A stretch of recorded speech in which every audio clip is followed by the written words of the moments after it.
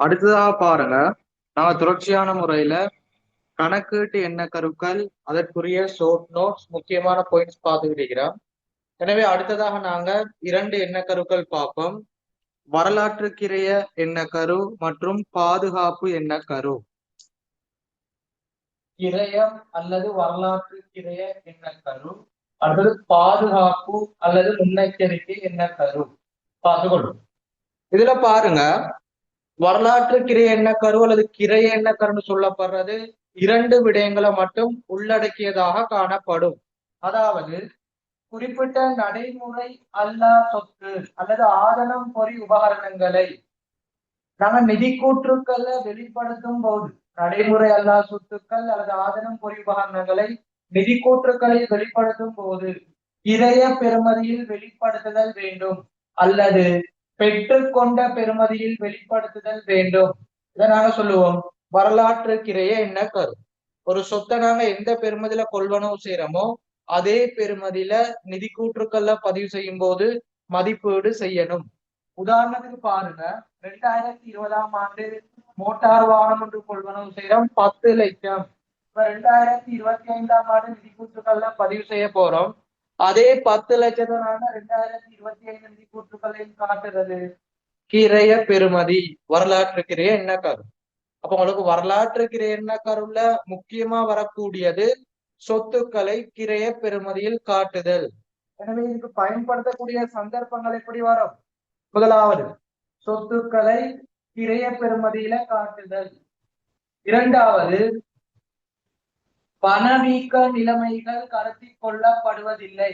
பணவீக்க நிலைமை பதிவு செய்வதில்லை. அதாவது பணவீக்க நிலைமை சொல்றது குறிப்பிட்ட காலப்பகுதியில பொருட்கள் சேவைகளின் விலையானது தொடர்ச்சியாக அதிகரித்தல். அப்ப கால மாற்றத்துக்கு அமைய குறித்த சொத்துட குறித்த பொருட்கள விலைகள் மாற்றம் அடையும்.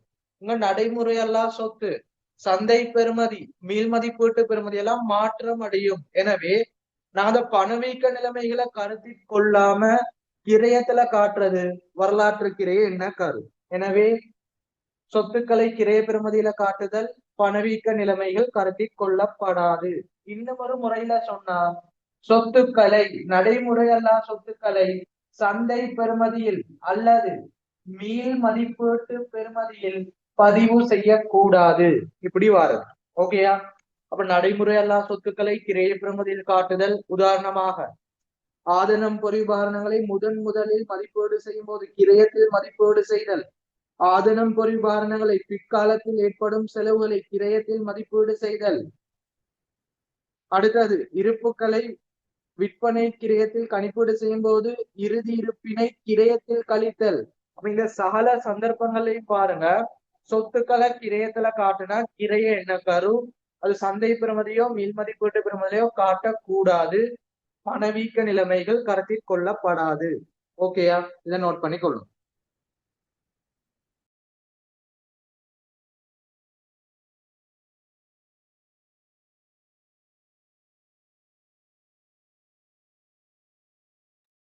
அடுத்ததா பாருங்க, உங்களுக்கு கணக்கீட்டு எண்ண கருவுல ஒவ்வொரு கணக்கீட்டு எண்ண கருவும் பயன்படுத்தக்கூடிய அல்லது பிரயோகிக்கக்கூடிய சந்தர்ப்பங்களை வச்சு வினாக்கள் வார மாதிரி இந்த வரலாற்று கிரைய எண்ண கருவுல மட்டும் இன்னும் ஒரு மேலதிகமான விடயம் காணப்படுது.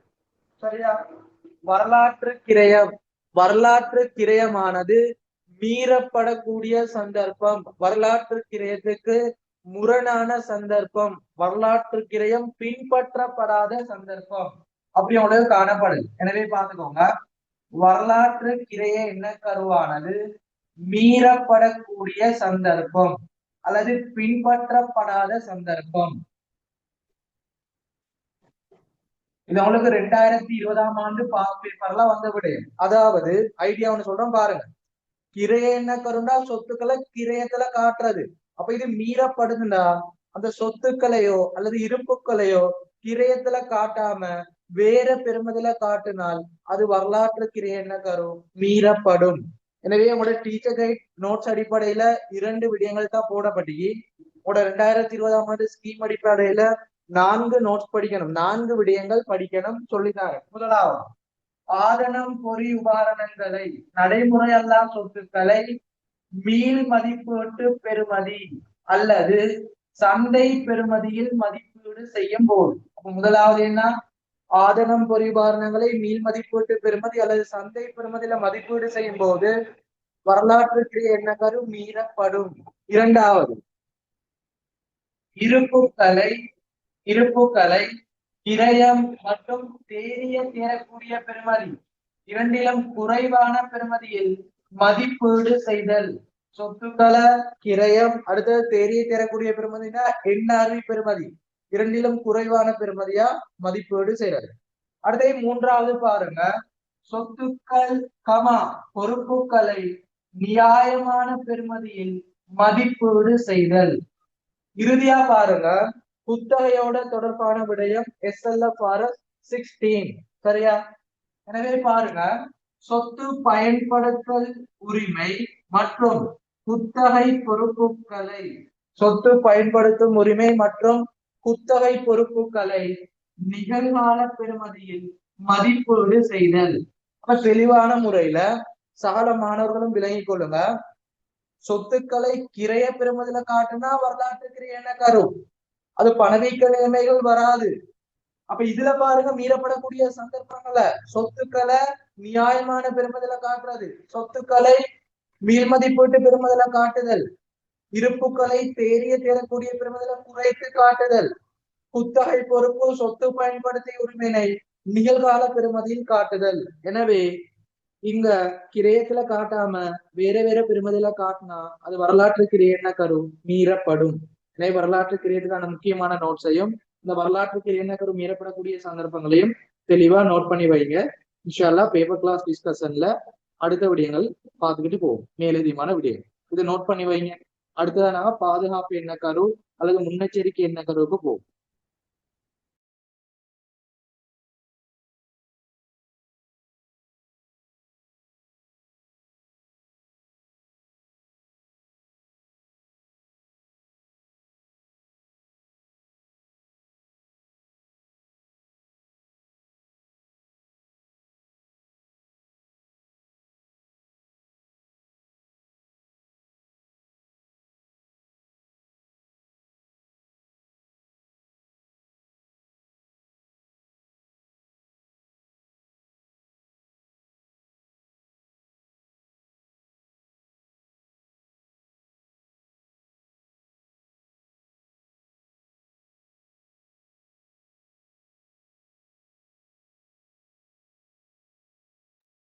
ஓகே, நாங்க அடுத்த என்ன கருவுக்கு போவோம். பாதுகாப்பு என்ன கரு அல்லது முன்னெச்சரிக்கை என்ன கரு. பாத்துக்கோங்க, பாதுகாப்பு என்ன கரு அல்லது முன்னெச்சரிக்கை என்ன கருண்டா இங்க இரண்டு விடயங்கள் மட்டுமே தொடர்பு படுது. தெளிவான முறையில பாருங்க, ஒரு நிறுவனமானது தான் எதிர்பார்க்கின்ற நட்டங்கள் அல்லது செலவுகளுக்கு ஏற்பாடு செய்ய முடியும். நிறுவனமானது எதிர்பார்க்கின்ற ஒரு எதிர்காலத்துல ஏற்பாடும் என எதிர்பார்க்கப்படுகின்ற நட்டங்கள் செலவுகளுக்கு ஏற்பாடு செய்யலாம். சரியா? ஒரு நிறுவனம் தொடர்ச்சியாக நடைபெறுது, எதிர்காலத்துல ஒரு செலவுகள் ஏற்படும், ஒரு நட்டங்கள் ஏற்படும், ஏற்பாடு செய்யலாம். இது பாதுகாப்பு என்ன கருன்னு சொல்லுவோம். நிறுவனம் எதிர்பார்க்கின்ற வருமானங்கள் அல்லது இலாபத்துக்கு ஏற்பாடு செய்ய முடியாது. இதான் மிக முக்கியமானது. அப்ப பாதுகாப்பு அல்லது முன்னெச்சரிக்கை என்ன கருண்டா நிறுவனமானது எதிர்காலத்தில் ஏற்படக்கூடிய செலவுகள் நட்டங்களுக்கு ஏற்பாடு செய்ய முடியும். எனவே இதுல எந்த பாயிண்ட்ஸ் வரும்? முதலாவது, நிறுவனமானது நிதி கூற்றுகளில் ஏற்பாடுகளை வெளிப்படுத்துதல். ஏற்பாடு அல்லது ஒதுக்கீடு, இந்த வேட பார்த்தா பாதுகாப்பு என்ன கருண்டு பயப்படாம போடுங்க. எனவே உதாரணம் பாருங்க, விற்பனை உத்தரவாத ஏற்பாடு. இரண்டாவது, ஐயக்கடன் ஏற்பாடு. அடுத்தது, வாடிக்கையாளர் இழப்பீட்டு ஏற்பாடு, ஊழியர் இழப்பீட்டு ஏற்பாடு. அடுத்து இறுதியா பாருங்க, ஒரு பாஸ் பேப்பர்ல வந்தது, சூழல் நட்டஈட்டு ஏற்பாடு. சரியா? அப்ப ஏற்பாடுகளை நிதி கூட்டுக்கள்ல காட்டுனா அது பாதுகாப்பு என்ன கரு. விற்பனை உத்தரவாத ஏற்பாடாக இருக்கலாம், ஊழியர் இழப்பீட்டு ஏற்பாடாக இருக்கலாம், வாடிக்கையாளர் இழப்பீட்டு ஏற்பாடாக காணப்படலாம். மைய கடன் ஏற்பாடு, சூழல் நட்டீட்டு ஏற்பாடு. ஓகே, அடுத்த ஒரு விடயம் காணப்படுது பாதுகாப்பு எண்ணக்கருவில இருப்புக்கள் தொடர்பான விடயம். இந்த இருப்புக்களில் கிரயம் மற்றும் எண்ணாதி இரண்டிலும் குறைவான பெறுமதியை இருப்பாக நடைமுறை சொத்தாக காட்டுதல் வேண்டும். இது அடுத்த சீராக்கம். அப்ப பாதுகாப்பு எண்ணக்கருவில ரெண்டு விடயம். முதலாவது ஏற்பாடாக காட்டுதல், இரண்டாவது இருப்புக்களில் கிரயம் தெரிய தரக்கூடிய பெறுமதியில குறைவான பெறுமதியினை இருப்பாக மதிப்பீடு செய்தல். அதாவது இருப்பு குறைவு நட்டம் அல்லது இருப்பு பெறுமதி வீழ்ச்சி நட்டம் இங்க காணப்படும். சரியா? இதோடு உங்களுக்கு பாதுகாப்பு எண்ணக்கரு முடிவடையுது. எனவே ரெண்டு விடயங்களையும் தெளிவான முறையில நோட் பண்ணி வைங்க. பேலன்ஸாக காணப்படக்கூடிய கணக்கீட்டு எண்ணக்கருக்குள்ள பார்ப்போம்.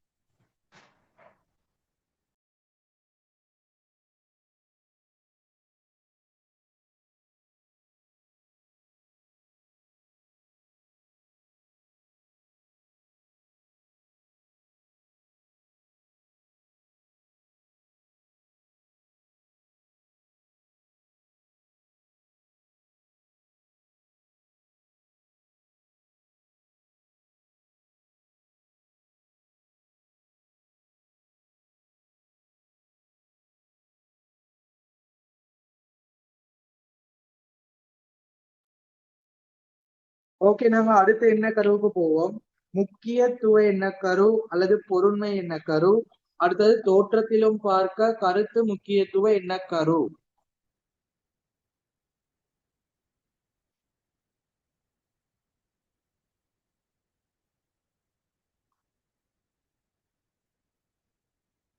இந்த இரண்டு எண்ணக்கருக்களும் மிக இலகுவான விடயம். ஒரு சில விடயங்கள் தான் காணப்படுது. எனவே பார்த்துக்கோங்க, முக்கியத்துவ எண்ணக்கரு அல்லது பொருண்மை எண்ணக்கரு. உங்களோட பேப்பர்ல நான் மேலதிகமா சொல்லித்தர அடுத்தடுத்த பெயரை நோட் பண்ணி வச்சுக்கொள்ளுங்க. முக்கியத்துவம் அல்லது பொருண்மை எண்ணக்கரு. அடுத்தது தோற்றத்திலும் பார்க்க கருத்து முக்கியத்துவ எண்ணக்கரு. ஓகே, பாருங்க, இந்த பொருண்மை எண்ணக்கரு முக்கியத்துவ எண்ணக்கருன்னு சொல்றது ஒரே ஒரு விடயங்கள்ல சொல்லப்படுது. அதாவது பெருமதி குறைவான, சொல்லித்தர முக்கியமான வேட்ட பார்த்துக்கோங்க. பெருமதி குறைவான நீண்ட கால பாவனையை தரக்கூடிய, பெருமதி குறைவான நீண்ட கால பாவனையை தரக்கூடிய அந்த சொத்துக்களை அல்லது இருப்புக்களை நாங்க நிதி கூட்டுக்களை எப்படி காட்டணுமா?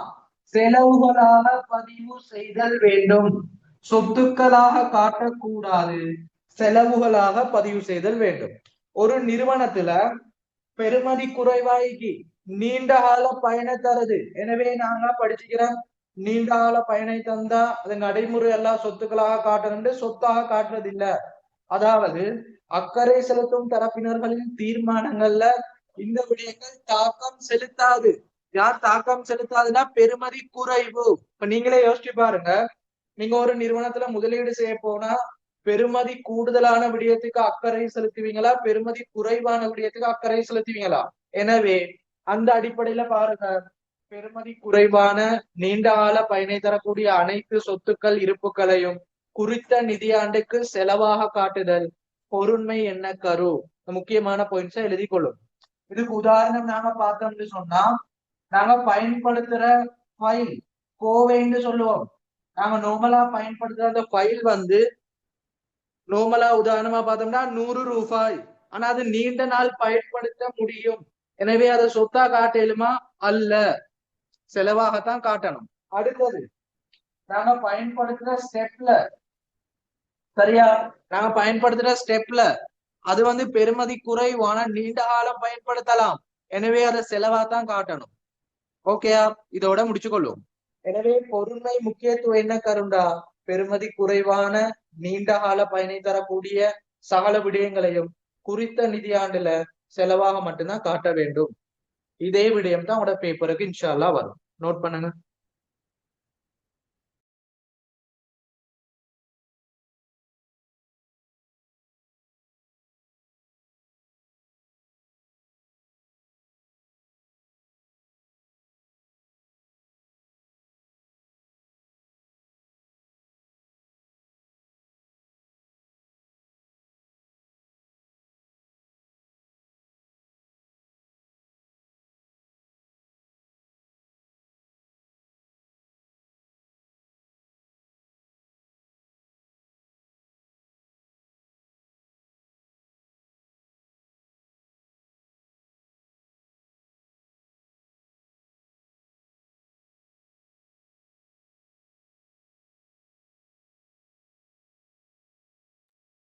ஓகே, அடுத்ததா பாருங்க. தோற்றத்திலும் பார்க்க கருத்து முக்கியத்துவ என்ன கரு. இந்த கணக்கீட்டு என்ன கரு வந்து பெயர் மட்டும் பெரிதாக காணப்படும், ஆனா சிறிய ஒரு விடயம். பாத்துக்கோங்க.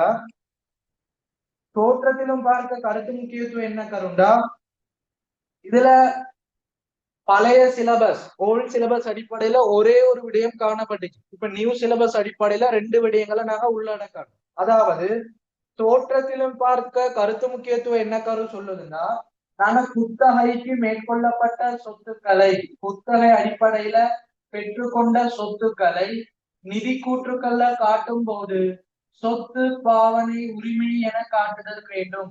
அதாவது நடைமுறை அல்லா சொத்தாக காட்டுதல் வேண்டும். எப்படி? குத்தகைக்கு பெறப்பட்ட சொத்துக்களை நிதி கூற்றுக்கள்ல நடைமுறை அல்லா சொத்தா காட்டணும். இதுதான் சொல்லப்படுது தோற்றத்திலும் பார்க்க கருத்து முக்கியத்துவம் என்ன கரு. அதாவது நாங்க சட்ட ரீதியா முக்கியத்துவம் கொடுக்காமல் பொருளாதார ரீதியாக முக்கியத்துவம் கொடுத்து குத்தகைக்கு பெறப்பட்ட சொத்துக்களை குறித்த குத்தகை கொள்வானவாளர் அவர மூளையீட்டுல நடைமுறை அல்லா சொத்தாக காட்டணும். சிம்பிளா சொன்னா குத்தகை தொடர்பான விடயங்கள் தான் தோற்றத்திலும் பார்க்க கருத்து முக்கியத்துவம் என்ன கரு. அதாவது இப்ப உதாரணத்துக்கு பாருங்க, நீங்க ஒரு 5 லட்சம் டவுன் பேமெண்ட் செலுத்தி ஒரு மோட்டார் வாகனத்தை பெற்றுக்கொள்றீங்க. சட்ட ரீதியாக பார்த்தால் பேலன்ஸ் அள்ளி இன்னும் செலுத்த இல்லை. சட்ட ரீதியா பார்த்தா அந்த குத்தகை கம்பெனிக்கு தான் சொந்தமானது. இப்ப நாங்க எப்படி சொத்தாக பதிவு செய்யறதுன்னா பொருளாதார ரீதியான நன்மையை பார்க்கணும். பொருளாதார ரீதியான நன்மை என்று சொல்றது, நாங்க பயன்படுத்துற காலம் எல்லாம் யாருக்கு நன்மை, அந்த மோட்டார் வாகனத்தை பயன்படுத்துவதன் மூலம் கிடைக்கிற நன்மை குத்தகை கொள்வனவாளர். எனவே சட்ட ரீதியாக பார்க்காம பொருளாதார ரீதியாக பார்த்து குத்தகை சொத்துக்களை நடைமுறை அல்லா சொத்து, சொத்து பாவனை உரிமையாக காட்டுதல் தோற்றத்திலும் பார்க்க கருத்து முக்கியத்துவம் என்ன கரு. நீங்க குத்தகைண்டு வந்தாலே தோற்றத்திலும் பார்க்க கருத்து முக்கியத்துவம் என்ன கருவை தெரிவு செய்யுங்க. நோட் பண்ணுங்க.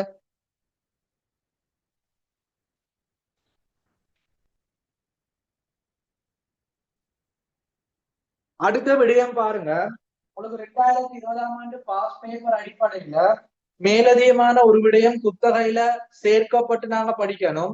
2020 பாஸ் பேப்பர்ல வந்த புதிய ஒரு நோட்ஸ், அது அந்த முறையில உங்களுக்கு வினாக்கள் வந்தா அதுக்கு தோற்றத்திலும் பார்க்க கருத்து முக்கியத்துவம் என்ன கரண்டு கொடுங்க.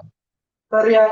அடுத்தது பாருங்க, நிறுவனம் ஒன்றின் உறுதியான கடப்பாட்டினை பொறுப்பாக காட்டுதல்.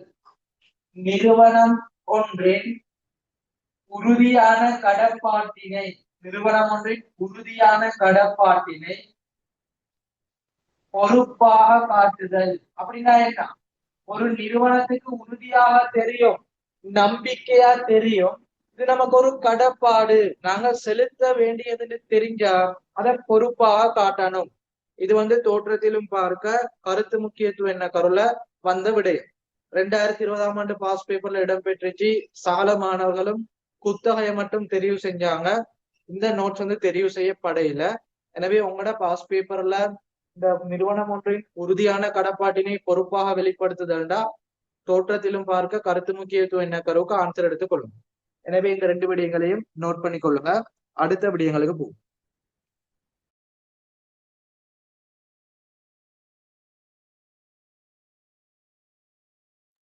அப்ப உங்களுக்கு இன்னும் இரண்டே என்ன கருக்கோலிக்கு அதை முடிச்சுட்டு நாங்க பேப்பர் டிஸ்கஷனுக்கு போவோம். சரியா? இந்த செமினார் மிக முக்கியமானது. நான் போடக்கூடிய ஒரு 10 செமினார் வீடியோ அல்லது 10க்கு மேற்பட்டதாக காணப்படும். பிரச்சனை இல்லை. 7 நாட்கள் 6 நாட்கள் காணப்படுது. அழகா படிக்கலாம். ஒரு செமினார் 2 மணித்தியாலம் 2.5 மணித்தியாலம் தான் ஃபுல்லா படிக்கவே உங்களுக்கு 2 நாள் 3 நாள் போதும். சரியா? இது எல்லாத்தையும் பாத்தீங்கன்னா 40க்கு மேல பார்ட்மெண்ட்ல ஸ்கோர் பண்ண முடியும். நம்பிக்கையா படிச்சுக்கோங்க. சகல மாணவர்களுக்கும் ஷேர் பண்ணி கொள்ளும். உங்களோட கருத்துக்களை கமெண்ட்ஸ்ல போட்டுக்கோங்க, அல்லது இந்த இலக்கத்துக்கு உங்களோட கருத்துக்களை போட்டுக்கொள்ளுங்க. செமினார்ல படிச்ச விடயங்கள் ஓகேயா, உங்களோட எக்ஸாமுக்கு ஹெல்ப் பண்ணிச்சான்னு கட்டாயம் போடும். அடுத்தது நாங்க பார்க்கக்கூடிய எண்ணக்கருக்கள், இறுதியான 2 எண்ணக்கரு, கொள்கை மாறாமை எண்ணக்கரு, அடுத்தது வெளிப்படுத்தல் எண்ணக்கரு.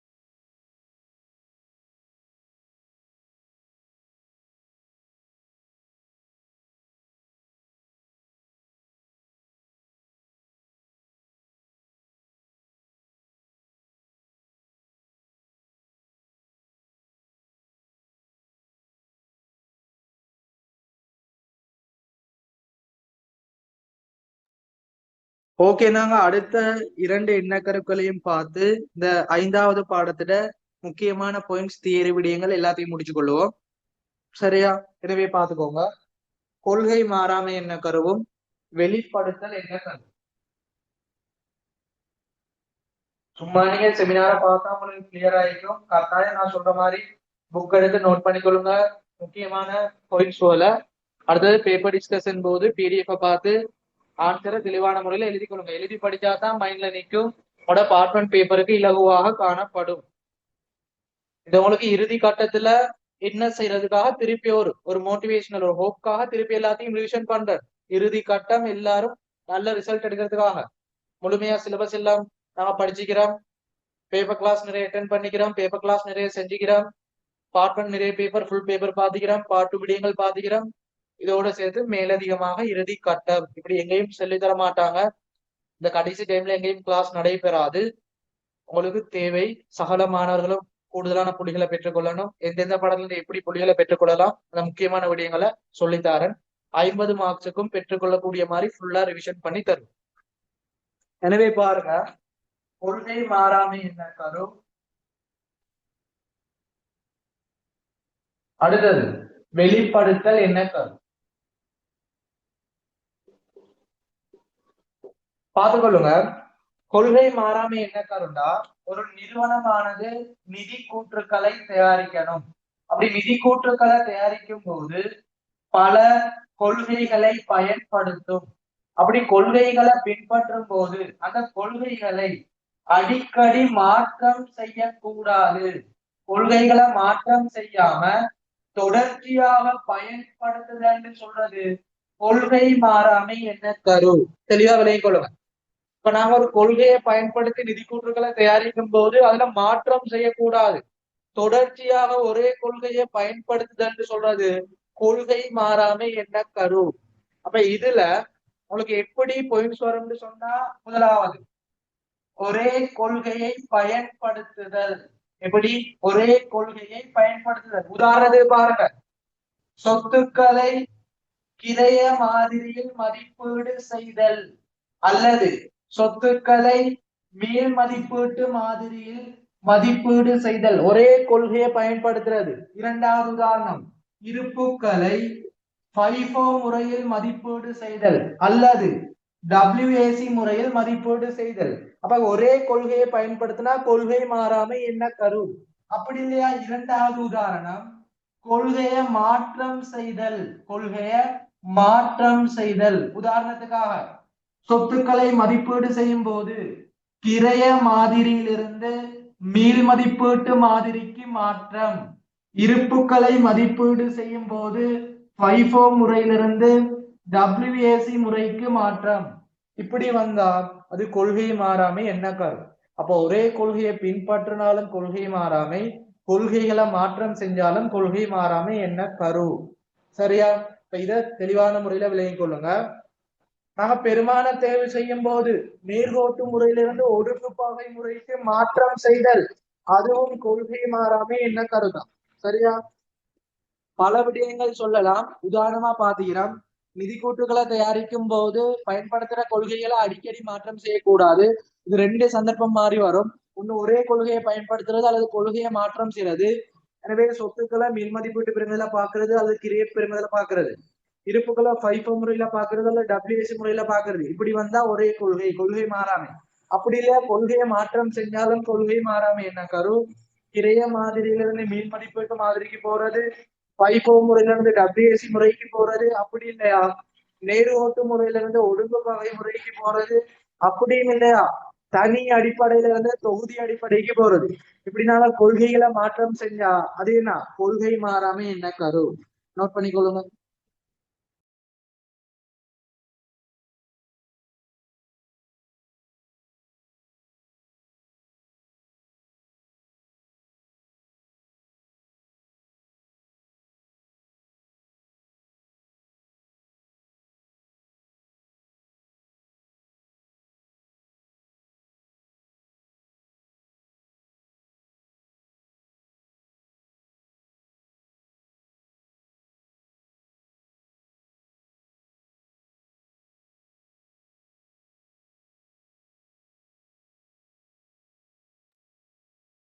ஓகே, இறுதியா பாருங்க, வெளிப்படுத்தல் என்ன கரு? மிக இலகுவான ஒரு என்ன கரு? வெளிப்படுத்தல் என்ன கரு?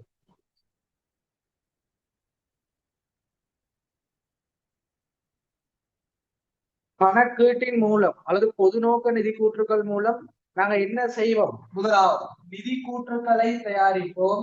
அப்படி நிதி கூற்றுக்களை தயாரித்து என்ன செய்யறது? தகவல் வழங்குறது. அப்ப நிதி கூற்றுக்கள் மீது அக்கறை செலுத்தும் தரப்பினர்கள் சிறந்த தீர்மானங்களை மேற்கொள்ளக்கூடிய மாதிரி நாங்கள் தகவலை வழங்கணும். அதாவது சகல தகவல்களையும் உண்மையான தன்மையுடன் ஒளிவு மறைவு இன்றி வெளிப்படுத்தணும். இதத்தான் சொல்றது வெளிப்படுத்தல் என்ன கரு. அக்கறை செலுத்தும் தரப்பினர்கள் தீர்மானங்களை மேற்கொள்ளும் போது முக்கியமான சகல தகவல்களையும் வெளிப்படுத்துதல் என்னது? வெளிப்படுத்தல் என்ன கரு. அப்ப இதுல வரக்கூடிய முக்கியமான பாயிண்ட்ஸ் என்ன சொல்லலாம்? அவன் தீர்மானம் மேற்கொள்ள அக்கறை செலுத்தும் தரப்பினருக்கு சகல தகவல்களையும் வழங்குதல். இப்படி வந்தா என்ன? வெளிப்படுத்தல் என்ன கரு. இதுக்கு உதாரணம் பாருங்க, இருப்புக்களை வகைப்படுத்தி காட்டுதல். உதாரணமாக மூலப்பொருள் இருப்பு, முடிவு பொருள் இருப்பு, குறை வேலை இருப்பு, இப்படி சகல தகவலையும் கொடுத்தா வெளிப்படுத்தல். இரண்டாவது, நிறுவனம் பயன்படுத்துற கொள்கைகளை வெளிப்படுத்தி காட்டுறது. அதாவது பெருமான தேய்வு மேலோட்டு முறையில் இடம்பெற்றது, சொத்துக்களானது மீள் மதிப்பீட்டு பெறுமதியில பதிவு செய்யப்பட்டது. இப்படி வெளிப்படுத்தினா வெளிப்படுத்தல் என்ன கரு. அடுத்தது மூன்றாவது, நிறுவனம் தொடர்பான வழக்குகள் காணப்பட்ட அந்த வழக்குகள தீர்ப்புகளை வெளிப்படுத்தணும்.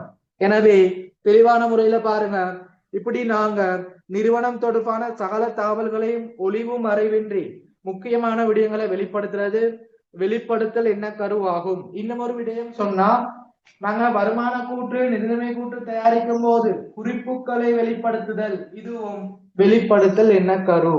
சரியா? அப்ப இதுதான் மிக முக்கியமான விடயம். அப்ப உங்களுக்கு இந்த செமினார்ல தேர்ச்சி 5 3 புள்ளிகளை இலகுவான முறையில பெற்றுக்கொள்வதற்கு சகல விடயங்களையும் முழுமையாக ரிவிஷன் பண்ணி முக்கியமான ஷார்ட் நோட் சொல்லி தந்துகிறேன். சகல மாணவர்களும் கோப்பில எல்லாத்தையும் எழுதி கொள்ளுங்க, உங்களோட புக்ல எழுதி கொள்ளுங்க. இன்ஷா அல்லா அடுத்தது நாங்க தொடர்ச்சியாக 2012ஆம் ஆண்டுல இருந்து 2024 வரைக்கும் பாஸ் பேப்பர் டிஸ்கஷன் பார்ப்போம். இப்ப நாங்க படிச்ச நோட்ஸை வச்சு கொஸ்டனுக்கு ஆன்சர் பண்ண முடியுமா? சகலதையும் பார்த்து கொள்வோம்.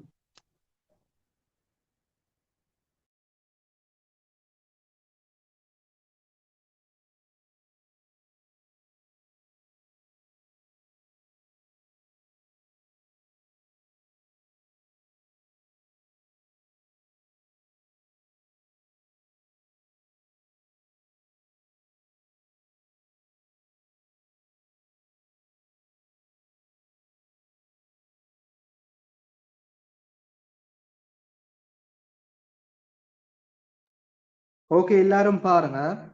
இப்ப நாம பாஸ் பேப்பர் டிஸ்கஷனுக்கு போவோம். இதுவரைக்கும் நாங்க முழுமையான முக்கியமான பாயிண்ட்ஸை பார்த்தோம். கணக்கிட்டு என்ன தரல, என்ன படிக்கணும். சும்மா உங்களுக்கு கொஸ்டனை மட்டும் சொல்லி தரதுன்னா பேப்பர் கிளாஸே போதும். இப்படி அவங்களுக்கு ரிவிஷன் தேவையில்லை. சரியா? இப்ப ரிவிஷன் சொன்னா முக்கியமான பாயிண்ட்ஸ் என்ன படிக்கணும் எல்லாத்தையும் சொல்லி தரணும், முக்கியமான ஷார்ட் நோட்ஸ் தரணும். அதுக்கு பிறகு தானே பாஸ் பேப்பர் அனலிஸ்ட் பார்க்கணும். அதன் அடிப்படையில பார்ப்போம். 2012 இருந்து 2024 வரைக்கும் கணக்கீட்டு எண்ணக்கரு பகுதி 1 இடம்பெற்ற வினாக்களை பார்ப்போம். எனவே உங்களுக்கு பிடிஎஃப் போடப்பட்டுள்ளது பாருங்க. தேர்ச்சி 5 கணக்கீட்டு எண்ணக்கருக்கள் பகுதி 1 3 புள்ளிகளுக்கு கட்டாயம் வரும். எனவே 2012ஆம் ஆண்டு பாஸ் பேப்பர் முதலாவது. 2012ஆம் ஆண்டு பாஸ் பேப்பர் எம்சிக்யூல 2 வினாக்களும் பின்னுக்கு ஸ்ட்ரக்சர்ல ஒரு வினாவும் வரும். அப்படிதான் அவங்களுக்கு தொடர்ச்சியான முறையில வினாக்கள் இடம்பெறும். எனவே பாருங்க, 2012ஆம் ஆண்டு பாஸ் பேப்பருக்கு அமைய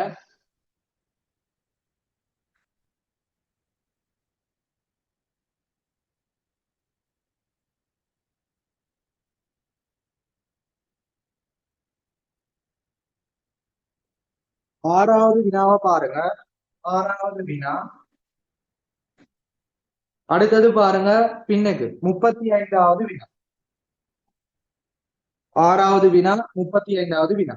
அப்ப ஆறாவது வினாவை பாருங்க. எம்சிக்யூல தரப்பட்டது விற்பனை கிரயத்தை ஒரு செலவீனமாகவும் வருட முடிவிலுள்ள சரக்கிருப்பை சொத்தொன்றாகவும் மிக சிறப்பாக இனங்காண பயன்படுத்தும் என்ன கரு.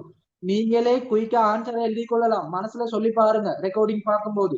அவ்வளவு நேரம் படிச்சுட்டோம். அப்ப விற்பனை கிரயத்தை ஒரு செலவாகவும் வருட முடிவில் உள்ள சரக்கிருப்பை சொத்தாகவும் படிச்சுக்கிறோம். இருப்புகளில் ஒரு பகுதி விற்பனை கிரயமாகவும் இன்னும் ஒரு பகுதியினை நடைமுறை சொத்தாகவும் காட்டுதல். இணைதல் என்ன கரு. எனவே இதுக்கு ஆன்சர் என்ன, இணைதல் என்ன கரு. எத்தனாவதுன்னு பாருங்க, மூன்றாவது. அடுத்து 35வது வினாவை பாருங்க. ஸ்ட்ரக்சர் வினா. ஏபிசிடின்னு தரப்பட்டிக்கு சரியான ஆன்சரை எழுதணும். எனவே நாம படிச்ச நோட்ஸ் மட்டும்தான் வரும். எனவே பார்த்து கொள்ளுங்க. வருமானமானது உழைக்கப்படும் போது அது கம்பெனியின் வருமான கூற்றில் இனங்காணப்படும். அப்ப படிக்கிறோம். வருமானம் தொடர்பான என்ன கரு. டெஸ்ட் நோட்ஸ்லயே சொல்லி தந்தேன். வருமானம் ஒன்று உழைக்கப்படும் போது வருமானமாக காட்டுதல். எழுதிக்கோங்க. தேடல் என்ன கரு.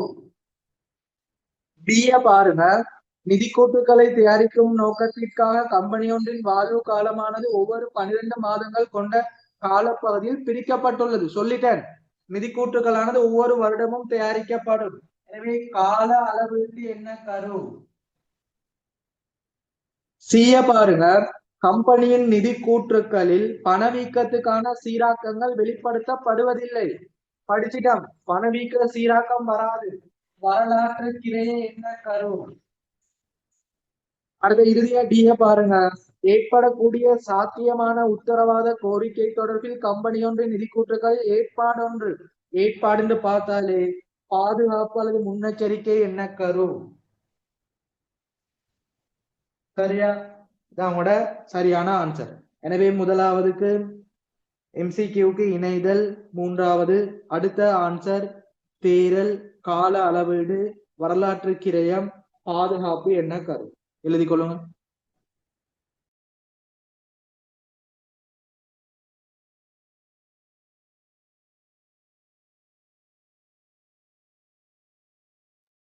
அடுத்து நாங்க பார்ப்போம் 2013ஆம் ஆண்டு பாஸ் பேப்பர். 2013ஆம் ஆண்டு பாஸ் பேப்பர். அதுல பாருங்க, எம்சிக்யூல 2 வினாக்களும் ஸ்ட்ரக்சர்ல ஒரு வினாவும் தரப்படுகிறது. எனவே எம்சிக்யூல பாருங்க 2வது வினா, அடுத்தது 3வது வினா. அடுத்து ஸ்ட்ரக்சர்ல பாருங்க பின்னுக்கு 37வது வினா. 37வது வினாவுல ஏபிசிடின்னு தரப்பட்டு சரியான கணக்கு என்ன கருவை எழுதி காட்டணும். ஓகேயா, இப்ப பார்ப்போம். எனவே முதலாவது பாருங்க 2013 பாஸ் பேப்பர். முதலாவது பின்வரும் கணக்கீட்டு எண்ண கருக்களால் இது கணக்கீட்டு சமன்பாட்டில் உரிமையாண்மையிலே ஒரு கூறாக காட்டுதல். தெளிவா படிச்ச முதலாவது என்ன கரு. நான் தந்த நோட்ஸ் பாருங்க, பாஸ் பேப்பர்ல வந்துக்கிறாங்க. இப்ப உங்களுக்கு ஒரு நம்பிக்கை வருதா இல்லையான்னு பாருங்க. கணக்கீட்டு என்ன கருல உரிமையாண்மையை காட்டுனா வணிக அழகுசார் அல்லது தொழில் முழுமை கூறு என்ன கரு. பேப்பர்ல பாருங்க தொழில் முழுமை கூறுன்னு தரப்படுகிறது. வணிக அழகுசார பழைய பெயர். எனவே அடுத்த வினாவை பாருங்க.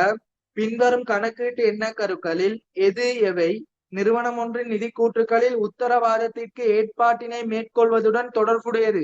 இது பேப்பர் கிளாஸ்ல சொல்லிட்டாங்க. விற்பனை உத்தரவாத ஏற்பாடு, இதோட தொடர்பான என்ன கருவை பாருங்க. முதலாவது ஏற்பாடுன்னு தரப்படி, ஏற்பாடுன்னு தந்தா பாதுகாப்பு என்ன கரு. இரண்டாவது இந்த ஏற்பாடை நாங்க என்ன செய்வோம், பொறுப்பாக காட்டுவோம். பொறுப்பாக காட்டுனா என்ன, செலுத்த வேண்டியதா இருந்தா அட்டுரு என்ன கரு. அடுத்தது இந்த விற்பனை உத்தரவாதம் ஒரு செலவாக வருமான கூட்டுல காட்டப்படும். செலவாக காட்டினால் இணைதல் என்ன கரு. அப்ப தெளிவான முறையில பாருங்க. இந்த விற்பனை உத்தரவாத ஏற்பாடை வச்சு 3 என்ன கருக்கள் கொடுக்கலாம். ஏற்பாடுனா பாதுகாப்பு, அது ஏற்பாட்டினை பொறுப்பாக காட்டுவோம். எனவே அட்டுரு என்ன கரு, அதை செலவினமா காட்டுவோம். எனவே இணைதல் என்ன கரு. எனவே ஆன்சரை பாருங்க. ஏ அட்டுரு, பி இணைதல், சி முன்னெச்சரிக்கை. எனவே ஆன்சர் என்ன, ஏபிசி 3ஐயும் போட்டுக்கோங்க. 5வது ஏபிசி 3ஐயும் போட்டுக்கோங்க. 5வது முதலாவதுக்கு வணிக அழகுசார் தொழில் முழுமை கூறு, இரண்டாவதுக்கு ஏபிசி, 5வது. 37வது வினாவை பாருங்க. சரியான கணக்கீட்டு எண்ண கருவை குறிப்பிடலாம். ஆடை தொழிற்சாலை ஒன்று தொடர்பில் பின்வரும் ஒவ்வொரு சூழ்நிலைக்கும் மிகவும் பொருத்தமான கணக்கீட்டு என்ன கரும். இது ஆடை நிறுவனமா இருக்கலாம் அல்லது எந்த ஒரு தொழிற்சாலையா இருக்கலாம். நாங்க படிச்ச நோட்ஸ் மட்டும்தான் வரும். எனவே பாருங்க, துணிகளின் இருப்புக்களை நடைமுறை சொத்தாகவும் தையல் இயந்திரங்களை நடைமுறை அல்லா சொத்தாகவும். நமக்கு தேவை சொத்துக்களை வகைப்படுத்தல். சொத்துக்களை நடைமுறை அல்லாதென வகைப்படுத்தல். படிச்சுக்கலாம், எழுதிக்கோங்க. தொடர்ந்து இயங்குதல் என்ன கரும். பிய பாருங்க, குறித்த வருடத்தில் செலுத்திய தொழிற்சாலை வாடகையின் ஒரு பகுதியை முற்பண கொடுப்பனவாக இனம் காணுதல். இப்ப தெளிவான முறையில படிச்சுக்கிறோம். முற்பணம் தொடர்பான விடயம். முற்பணம் தொடர்பான விடயம்னா என்ன? அட்டுரு என்ன கரு. முற்பணம்னு சொல்லிட்டேன். செலுத்த வேண்டியது பெற வேண்டியது முற்பண விடயங்கள். எனவே ஆன்சர் போட்டுக்கோங்க. அட்டுரு என்ன கரு.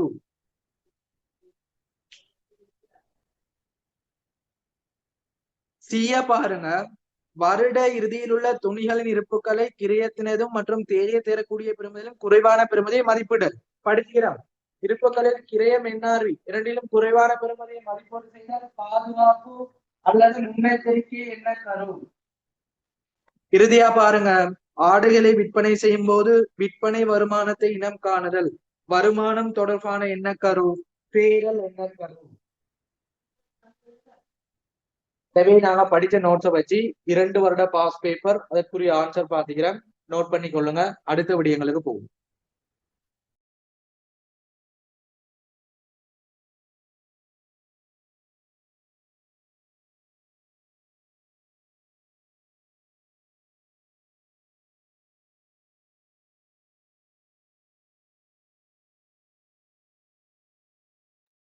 ஓகே, அடுத்தது நாங்க 2014-15 ஆண்டு பாஸ் பேப்பருக்கு போவோம். சரியா?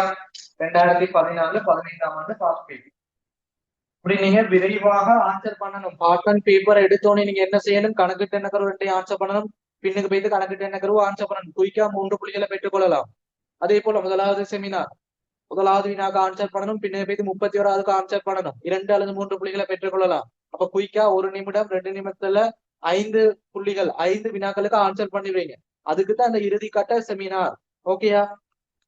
எனவே பாருங்க, 2014 பாஸ் பேப்பரும் 2015 ஆண்டு பாஸ் பேப்பர் இதெல்லாம் ஓல்ட் சிலபஸ். பின்வரும் கணக்கீட்டு எண்ண கருக்களில் எது நிதி கூட்டுகளில் கடன்பட்டோர் மற்றும் கடன் கொடுத்தோரை இனம் காண்பதற்கான அடிப்படை. எனவே 2014 பாருங்க, 5வது வினாவும் 6வது வினாவும் MCQல தரப்படி. அடுத்தே பின்னுக்கு பாருங்க, 38வது வினா தரப்படி. அந்த 38வது வினாவுல ABCD தரப்பட்டது. சரியான ஆன்சரை எழுதி கொள்ளணும். எனவே இப்ப நாங்க பார்ப்போம். 5வது வினாவை பாருங்க. பின்வரும் கணக்கீட்டு எண்ண கருக்களில் எது நிதி கூற்றுகளில் கடன்பட்டோர் கடன் கொடுத்தோரை இனம் காணுதல். தெளிவான முறையில சொல்லி தந்துக்கிறேன். கடன்பட்டோர்னா பெற வேண்டியது, கடன் கொடுத்தோர்னா செலுத்த வேண்டியது. எனவே பெற வேண்டியது செலுத்த வேண்டியதுதான் அட்டுரு என்ன கரு. எனவே ஆன்சர் பாருங்க, அட்டுரு முதலாவது. 6வது வினாவை பாருங்க. பின்வரும் கணக்கீட்டு எண்ண கருக்களில் எது சொத்துக்கள் பொறுப்புகள் என்பவற்றை நடைமுறை அல்லாதது. சிம்பிளானது. போன வருடம் வந்து அதே பேப்பர். எனவே போட்டு தொடர்ந்து இயங்கும் என்ன கரு. தொடர்ந்து இயங்கும் என்ன கரு எத்தனாவதுன்னு பாருங்க, 3வது. எனவே MCQக்கு ஆன்சரை பிராக்கெட்ல போடணும். அப்படி இருந்தா மட்டும்தான் புள்ளிகள் கிடைக்கும். இப்ப நாங்க பின்னுக்குள்ள கேள்விக்கு போவோம். 38வது சரியான கணக்கீட்டு எண்ண கருவை எழுதணும். பாருங்க, வருட இறுதியில் காணப்படும் மூலப்பொருட்களை கிரயத்தினம் தேரக்கூடிய பெறுமதி. போன பாஸ் பேப்பர் அப்படியே தந்திக்கிறான் காப்பி பண்ணி. எனவே கிரயம் என்னால குறைச்சி மதிப்பீடு செஞ்சா பாதுகாப்பு அல்லது முன்னெச்சரிக்கை என்ன கரு. பிய பாருங்க, ஒவ்வொரு கணக்கீட்டு காலம் முன்னுக்கு பார்த்தோம். ஒவ்வொரு கணக்கீட்டு காலத்துக்கு உற்பத்தி கணக்கை தயாரித்தல். உற்பத்தி கணக்கோ உரிமையாண்மை மாற்றல் கூற்றோ வருமான கூற்றோ என்னவோ தேவையானது காலம் குறிப்பிடப்படுது. எனவே கால அளவுக்கு என்ன கரு. சிய பாருங்க, பொருட்களை விநியோகம் செய்வதற்கு முன்னர் வாடிக்கையாளரிடமிருந்து முற்பணத்தை பொறுப்பாக இனம் காணுதல். தெளிவான முறையில பாருங்க, இந்த சொல்லப்பட்ட விடயம் சி. பொருட்களை விநியோகம் செய்வதற்கு முன்னர் வாடிக்கையாளரிடமிருந்து பெற்ற முற்பணத்தை பொறுப்பாக இனம் காணுதல். எனவே என்ன ஆன்சர் தெளிவா சொல்லுங்க பாபம். அவன் தெளிவா சொல்லிக்கிறான், வாடிக்கையாட்டம் முற்பணத்தை பெற்றுக் கொள்றானா, வருமானம் தான் அது. ஆனா அது என்னவா காட்டப்படுது, பொறுப்பாக காட்டப்படுது. எனவே படிச்சுக்கிறான், முற்பணம் தொடர்பான சீராக்கங்களை பொறுப்பா காட்டுனா அட்டுரு என்ன கரு போடணும். டிஏ பாருங்க, உற்பத்தி கணக்கில் இயந்திர பெருமான தேய்வினை உற்பத்தி மேந்தலைகளாக இனம் காணுதல் படிச்சு தந்தன். அதே மாதிரி படிச்சு தந்தன். பெருமான தேவை இனம் காணுதல் அல்லது மேற்கொள்ளல் வந்தா தொடர்ந்து இயங்குதல். பெருமான தேவை செலவாக காட்டுதல், வருமான கூட்டுல காட்டுதல், உற்பத்தி கிரைய கூட்டுல காட்டுதல், மேந்தலையாக காட்டுதல், நிதி கூற்றுக்கள்ல காட்டுதல். செலவா காட்டினா இணைகள் என்ன கரு. நோட்ஸ்ல எப்படி படிச்சோமோ அதே போல பாஸ் பேப்பர் வந்து 2014 பாஸ் பேப்பர் ஓகே, இலகுவானது. இப்படி குயிக்கா ஆன்சர் பண்ணணும். நோட் பண்ணுங்க. அடுத்து 2015 போகும்.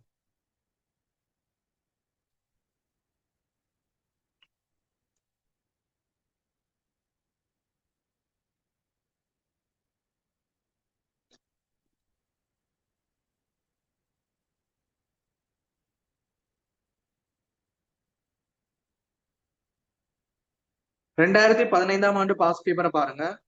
MCQல 3ஆவதும் 4ஆவதும். அடுத்து ஸ்ட்ரக்சர் பின்னுக்கு பாருங்க, 38வது வினா. இப்போ உங்களுக்கே சொல்லலாம் எத்தனாவது வினாக்களா இடம்பெறும். 3ஆவது 4ஆவது 38ஆவது. 38ஆவது பாருங்க, ABCD தரப்படி சரியான கணக்கு என்ன கருவை எழுதணும். எனவே நான் பார்ப்போம். 2015 3ஆவது வினா, பின்வரும் கணக்கீட்டு எண்ண கருக்களில்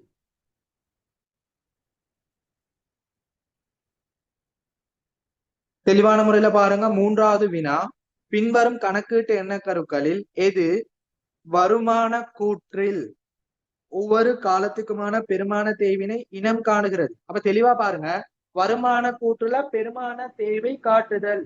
வருமான கூற்றில் பெருமான தேவை காட்டுதல் என்ன, செலவா காட்டுதல். போன பேப்பர்ல சொன்னான் பெருமான தேவை உற்பத்தி கிரை கூட்டுல காட்டுதல். இந்த பேப்பர்ல சொல்லிக்கிறான் பெருமான தேவை வருமான கூட்டுல காட்டுறது. ரெண்டும் சொல்லி தந்துக்கிறேன். செலவா காட்டினா இணைதல் போட்டுக்கோங்க, இணைதல். எத்தனாவது ஆன்சர், 3ஆவது. அடுத்த வினாவை பாருங்க, பின்வரும் கணக்கீட்டு எண்ண கருக்களில் எது வாடிக்கையாளருக்கு பொருட்களை விநியோகிக்கும் நேரத்தில் அதனை விற்பனை வருவாயாக வருமான கூற்றில் இனம் காண்பதற்கான அடிப்படை. விற்பனை வருவாய்னா விற்பனை வருமானம், வருமானம் தொடர்பான என்ன கருவேனா தேரல் என்ன கரு.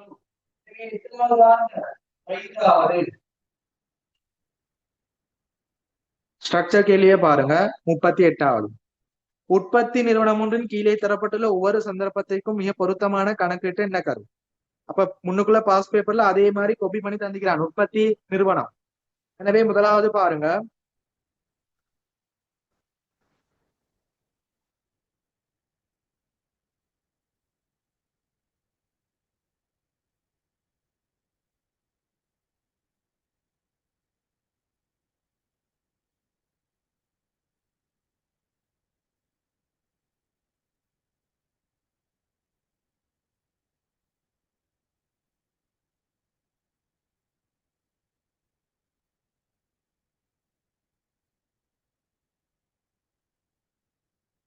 சரியா 38வது 2015ஆம் ஆண்டு பாஸ் பேப்பரை பாருங்க.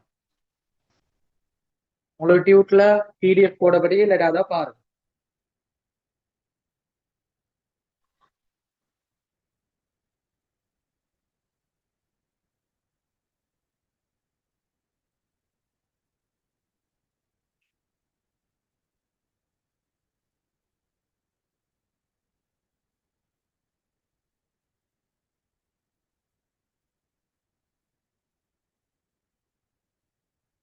ஓகே பாத்துக்கோங்க. 2015 37வது வினா, 38வது இல்ல 37வது வினா. 37வது வினாவை பாருங்க. இது உங்களுக்கு எப்படி தரப்பட்டிருக்குதுன்னா, ஒரு வருமான கூற்று தரப்பட்டி, அந்த வருமான கூற்றுல இருந்து எப்படி நாங்க கணக்கீட்டு எண்ண கருவை பிரித்து சரியான ஆன்சரை கொடுக்கணும்.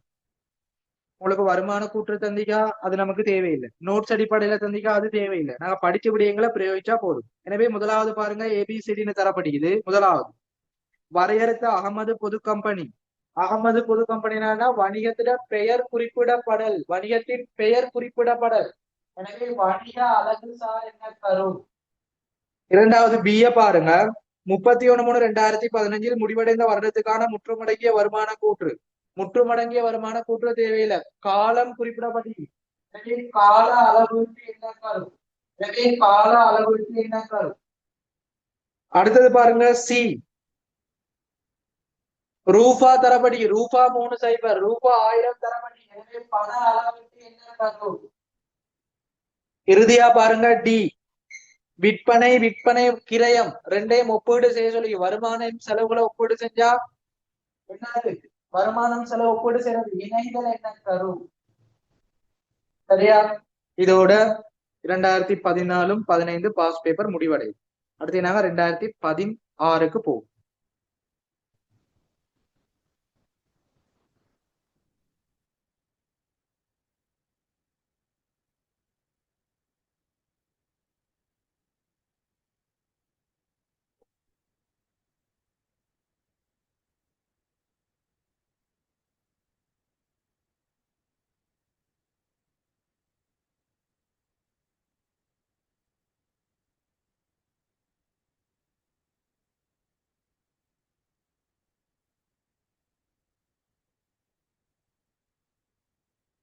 எனவே பாத்துக்கோங்க, அடுத்ததான் நாங்க பார்க்கக்கூடியது 2016 2017 ஆண்டு பாஸ் பேப்பர்.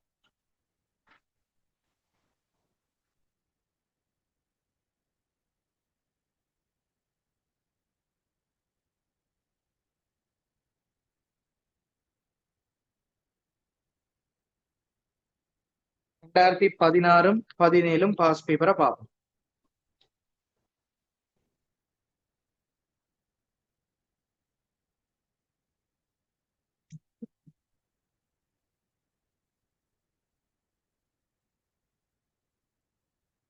ஓகே பாத்துக்கோங்க, 2016 ஆண்டு பாஸ் பேப்பர்ல 2வது 3வது வினா.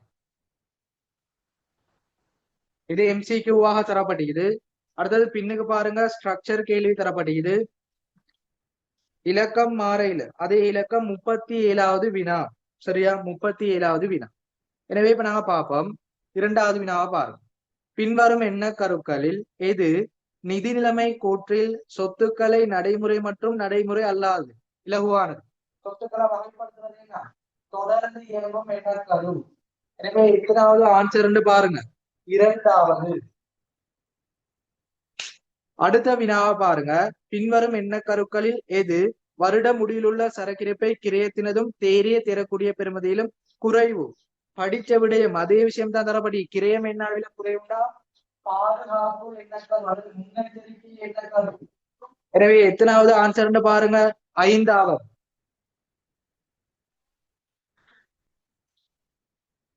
அடுத்தது பாருங்க, 37வது வினா. பொருத்தமான கணக்கீட்டு எண்ணக்கருவை எழுதணும். கம்பெனி ஒன்று தொடர்பில் கீழே தரப்பட்டுள்ள ஒவ்வொரு சந்தர்ப்பங்களுக்கும் எந்த கணக்கீட்டு எண்ணக்கரு மிக சிறப்பாக விவரிக்கப்படுகிறது? ஏபிசிடி தரப்படி. காணியின் நியாயமான பெறுமதி கூடுதலாக இருந்த போதும் அதனை பெற்றுக்கொண்ட விலையில் அறிக்கைப்படல் சொல்லித்தாங்க. சொத்துக்களை பெற்றுக்கொண்ட பெருமையில காட்டுதல். எனவே வரலாற்று கிரையம் அல்லது கிரைய என்ன கரு? வரலாற்று கிரையம் அல்லது கிரைய என்ன கரு? பிய பாருங்க. இயந்திரத்தை பயன்படுத்த எதிர்பார்க்கும் காலத்திற்கு அதன் பெருமான தேவை இனம் காணல். எனவே பிய தெளிவா பாருங்க. அதுல சொல்லப்பட்ட விடயம் இயந்திரத்தை பயன்படுத்த எதிர்பார்க்கும் காலத்திற்கு அதனை பெருமான தேவை இனம் காணல். எனவே என்ன ஆன்சர் வரும்? பெருமான தேய்வு தொடர்பான விடயம். இயந்திரத்தை பயன்படுத்த எதிர்பார்க்கும் காலத்திற்கு அதன் பெருமான தேவை இனம் காணல். எனவே பெருமான தேய்வு தொடர்பான விடயம் சொல்லப்பட்டீங்க. இணைகள் என்ன தரும்?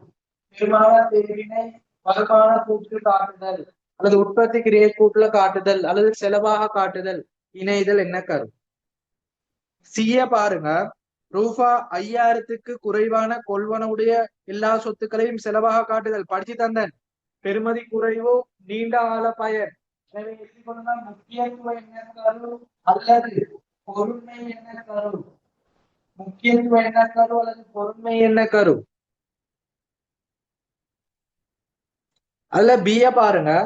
அதுல பெருமான தேர்வு தொடர்பா தந்ததால இணைதல் என்ன கரும் கொடுக்கலாம். எதிர்பார்க்கும் காலம்னு சொன்னதால கால அளவீடும் ஸ்கீம்ல கொடுக்கப்பட்டிருக்கு. ஆனா தெளிவா பாத்துக்கோங்க, ஒரு ஆன்சர் கொடுத்தா போதும். எதிர்பார்க்கும் காலம்டா கால அளவீடு, பெருமானத்தையும்டா இணையதுல என்ன தரும். எனவே சீல சொல்லப்படிக்கு 5000 குறைவான எல்லாத்தையும் செலவா காட்டவாம். எனவே முக்கியத்துவம் என்ன கரும். டிய பாருங்க, சரக்கிருப்பை மதிப்பீடு செய்வதற்காக முதல்வழி முறை தொடர்ச்சியாக பயன்படுத்தப்படல். இறுதியா சொல்லித்தன ஒரு கொள்கையை தொடர்ச்சியாக பயன்படுத்தினா என்ன வரும், கொள்கை மாறாமை என்ன கரும். நான் பார்த்த அதே உதாரணம் தரப்பட்டது. எனவே 2016ஆம் ஆண்டு பாஸ் பேப்பர் முடிவடையுது. 2017ஆம் ஆண்டு பாஸ் பேப்பருக்கு போகும்.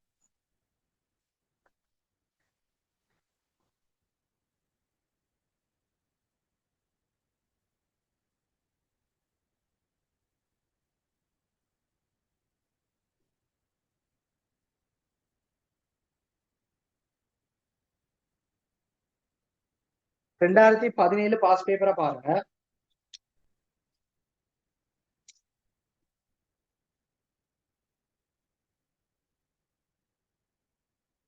இதுல பாருங்க, எம்சிக்யூல 2 வினாக்களும் ஸ்ட்ரக்சர்ல ஒரு வினாவும் தரப்பட்டிருக்கு. 2வது வினா, 3வது வினா, அடுத்தது பாருங்க 37வது வினா.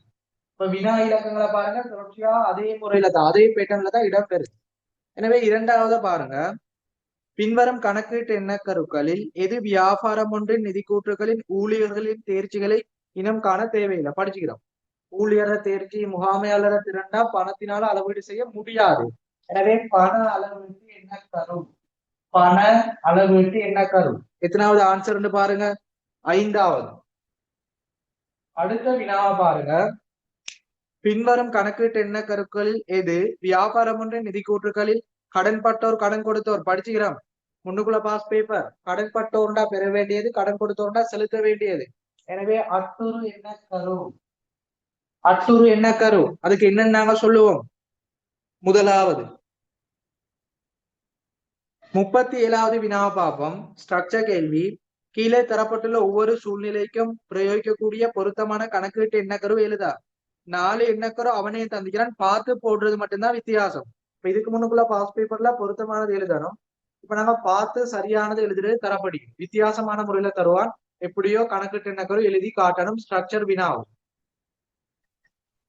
ஏய பாருங்க, நிதி கூற்றுக்களின் அறிக்கையிடும் காலத்தை குறிப்பிடுதல். காலம், காலம் குறிப்பிட்டாங்கன்னா கால அளவீட்டு என்ன கரு. இங்க பாருங்க, ஆன்சர் எப்படி தரப்பட்டீங்க, கணக்கீட்டு காலம்னு தரப்படி. அப்ப அதை அப்படி பார்த்து போடுங்க. கால அளவீட்டு என்ன கரு, கணக்கீட்டு காலம்னு தரப்படி. பிய பாருங்க, நிறுத்தி வைத்த வருவாயிலிருந்து உரிமையாளருக்கு செய்யப்பட்ட பகிர்வை கழித்தல். படிச்சுக்கிறான். வணிக அளவுசார் என்ன கருல கம்பெனி தொழிலுக்கான சீராக்கம்ல நிறுத்தி வைத்த வருவாயிலிருந்து இடைக்கால பங்களாபத்தை கழித்தல். படிச்சோம். எனவே போட்டுக்கோங்க, வணிக அழகு சார் அல்லது தொழில் முழுமை கோடு. எனவே வணிக அழகு சார்.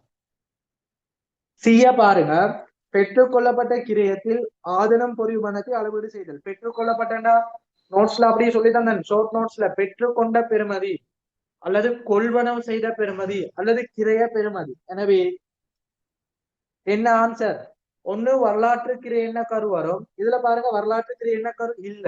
அப்ப அது அடுத்த ஆப்ஷன் என்ன போறது, தொடர்ந்து இயங்கும் என்ன கரு. ஆரம்பத்துல சொல்லிதான், தொடர்ந்து இயங்கும் என்ன கருல பிரதானமாக 3 எக்ஸ்ட்ரா ஒரு விடயம், சொத்துக்களை கிரிய பெறுமதில பெற்றுக்கொண்ட பெறுமதில காட்டுறது. பிரதானமா நீங்க முன்னிலைப்படுத்தணும் கிரிய என்ன கரு. அது இல்லாத சந்தர்ப்பத்துல தொடர்ந்து இயங்கும் என்ன கரு. எனவே தொடர்ந்து இயங்கும் என்ன கரு போட்டுக்கோங்க. இதுக்கு கிரிய என்ன கரும் பொருத்தமான ஆன்சர். டிய பாருங்க, இருப்புக்களை அதன் கிரயம் தெரிய தரக்கூடிய பெறுமதியில் குறைவான பெறுமதியில் மதிப்பீடு செய்தல். எனவே கிரயம் என்ன குறைவா மதிப்பீடு செஞ்சா பாதுகாப்பு அல்லது முன்னெச்சரிக்கை என்ன கரும். ஓகே, எழுதிக்கொள்ளுங்க. அடுத்து நாங்க 2018 ஓல்ட் சிலபஸா பார்த்துட்டு அதுக்கப்புறம் 2019 நியூ சிலபஸ்ல இருந்து பார்ப்போம்.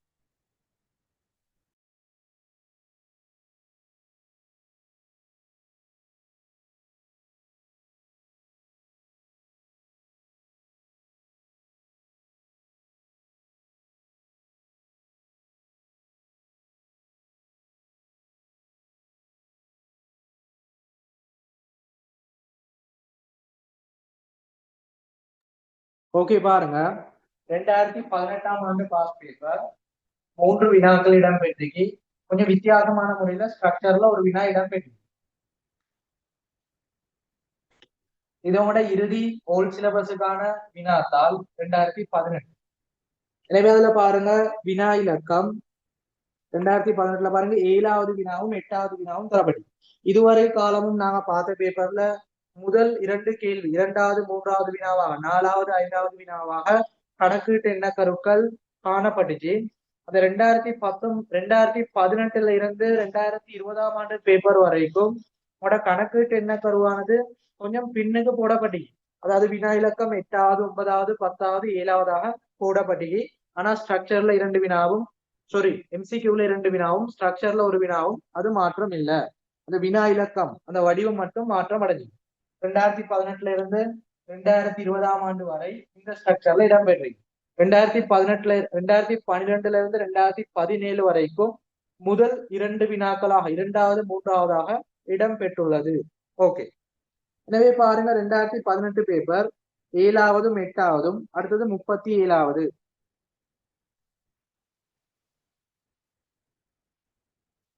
7வது வினாவை பாருங்க. நிதி கூற்றுக்களை தயாரிக்கும் போது கணக்கீட்டு எண்ணக்கருக்களை பிரயோகிப்பது தொடர்பில் பின்வரும் எந்த கூற்று சரியானது?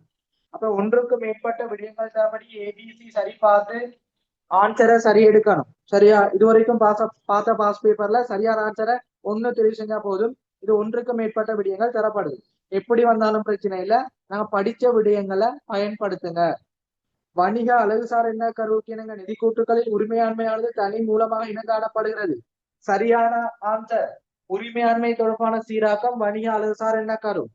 பிய பாருங்க. தொடர்ந்து இயங்குதல் எண்ண கருவானது சொத்துக்கள் பொறுப்புகளை நிதி கூற்றுகளில் நடைமுறை அல்லாதது என வகைப்படுத்தப்படுது. எனவே சரியான ஆன்சர் சிய பாருங்க. வருமான கூட்டில் ஒவ்வொரு காலத்துக்குமான பெருமான தேவை இனங்காண்பதற்கு இணைதல் எண்ண கரு. சரியான ஆன்சர். எனவே ஏபிசி மூன்றும் வரும். எத்தனாவது இலக்கம் பாருங்க? 5வது. 8வது விடயத்தை பாருங்க. இலங்கை கணக்கீட்டு நியமங்களின்படி நிதிக்கூற்றுகளின் மூலங்களை அளவிட பயன்படுத்தப்படும் அளவீட்டு அடிப்படைகள் பின்வருவனவற்றுள் எது? சரியா? அளவீட்டு அடிப்படை இது கணக்கீட்டு எண்ணக்கருல இடம்பெறாது. கணக்கீட்டு எண்ணக்கரு சட்டத்தோட தொடர்பான விடயம். சரியா? 8வது வினா. அப்ப அவங்களுக்கு 2018ல 7வது வினா கணக்கீட்டு எண்ணக்கரு இடம்பெற்றது. 8வது வினா அது கணக்கீட்டு எண்ணக்கரு சட்டத்தோடு தொடர்பானது. ஓகே, அப்ப நாங்க அது பார்க்க தேவையில்லை. அது கணக்கீட்டு எண்ணக்கரு சட்டம் தொடர்பான செமினார் செய்வோம், அதுல பார்த்துக் கொள்வோம். இப்ப இதுல 7வது வினா மட்டும்தான் இடம்பெற்றிருக்கு. உங்களுக்கு தவறுதலாக 7வதும் 8வதும் சொல்லப்பட்டிருக்கு. ஓகே, டியூட்ல பாருங்க 7வது மட்டும்தான் உள்ளடக்கப்பட்டுள்ளது. சரியா? 7வது வினா.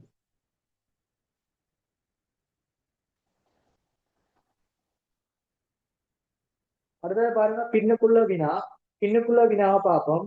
ஸ்ட்ரக்சர் வினா 37வது வினாக்கு வரும். ஒரு வித்தியாசமான வினா தரப்பட்டி. இதுல பாருங்க ஆனா ஆவணா ஈனா தரப்பட்டி. பாருங்க நம்ம படிச்ச அறிவை கொண்டு செய்ய முடியுமா? முதலாவது, பின்வரும் கொடுக்கல் வாங்கல்கள் இளங்கோவின் உணவு விநியோகம் தொடர்பான இடம்பெற்றுள்ளது. டேட்டா பாருங்க 15/1 என்ன இடம்பெறுது பாருங்க. உணவு விநியோகிப்பதற்கான கட்டளை ஒன்றை பெற்றுக் கொள்ளப்பட்டது. இப்ப முதலாவது கட்டளை கிடைக்குது, ஓர்டர் கிடைக்குது. 28/1 மேற்படி கட்டளைக்கான உணவு விநியோகிக்கப்பட்டுள்ளது. எனவே பாருங்க 28ஆம் தேதி என்ன இடம்பெறுது? பொருட்கள் விநியோகம் செய்யப்படுது. இறுதியா பாருங்க 5/2 கட்டளை மீதி பணம் பெறப்பட்டது. எனவே இறுதி கட்டளை மீதி பணம். எனவே 5 மீதி பணம் கிடைக்குது. இதை நோட் பண்ணி எடுங்க. இப்ப நாங்க வினாக்கு போவோம். முதலாவது ஆனாவை பாருங்க. வருமானத்தை இனம் காணும் திகதி. இப்ப நீங்களே ஆன்சர் பண்ணலாம், படிச்சுக்கிறோம். ஒரு வருமானம் சொல்றது எப்ப வரும்? ஒரு வருமானம் பொருட்களாக இருந்தா விநியோகிக்கப்படக்கூடிய சந்தர்ப்பம், சேவையாக இருந்தா வழங்கப்படக்கூடிய சந்தர்ப்பம். அங்க விநியோகிக்கப்படக்கூடிய டேட்டா பாருங்க 28/1/2018 போட்டுக்கோங்க. 28/1/2018 இதுதான் வருமானம் என காணக்கூடிய திகதி. தெளிவாக படிச்சுட்டா வருமானமானது விநியோகிக்கப்படுற சந்தர்ப்பத்துல, பொருட்களானது விநியோகம் செய்யக்கூடிய சந்தர்ப்பத்துல தான் வருமானமாக இனம் காணப்படும். எனவே முதலாவது ஆன்சர் டேட்டா போட்டுக்கொள்ளுங்க. 28/1/2018. இரண்டாவது பாருங்க, இச்சிறதியில் இனம் காணப்பட வேண்டிய வருமானம். இனம் காணப்பட வேண்டிய வருமானம் தான் என்ன வரும்? மொத்த வருமானம் எவ்வளவுன்னு சொல்லணும். முதலாவது கட்டளையின் போது 1,00,000 பெறப்பட்டிக்கு. இரண்டாவது விநியோகம் செய்யும் போது 50,000 பெறப்பட்டிக்கு. மொத்தம் இறுதியில விநியோகம் செய்யும் போது 2,00,000 பெறப்பட்டிக்கு. இறுதியில மீதி பணம் 50 பெறப்பட்டிக்கு. எனவே 3,50,000 வருமானமாக பெறப்பட்ட பெறுமதி. சரியா?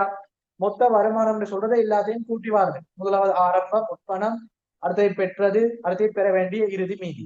எனவே 1,00,000, 2,00,000, 50,000, 3,50,000. அடுத்த வினாவை பாருங்க. மிகவும் பொருத்தமான கணக்கீட்டு எண்ணக்கரு. வருமானம் தொடர்பான எண்ணக்கரு என்ன? பேரல் எண்ணக்கரு. எழுதி கொள்ளுங்க. 2018ஆம் ஆண்டு பாஸ் பேப்பர். தெளிவான முறையில படிச்சுட்டு பாஸ் பேப்பர் ஆன்சரை பாக்குறோம். விரைவான முறையில. அடுத்த விடயங்கள் நிறைய பார்க்கணுமே, அதனால எல்லாத்தையும் நோட் பண்ணிக்கொள்ளுங்க, கிளியரா படிச்சு கொள்ளுங்க. அடுத்தது நாங்க 2019 நியூ சிலபஸ்ல இருந்து பார்த்துக்கிட்டு போவோம்.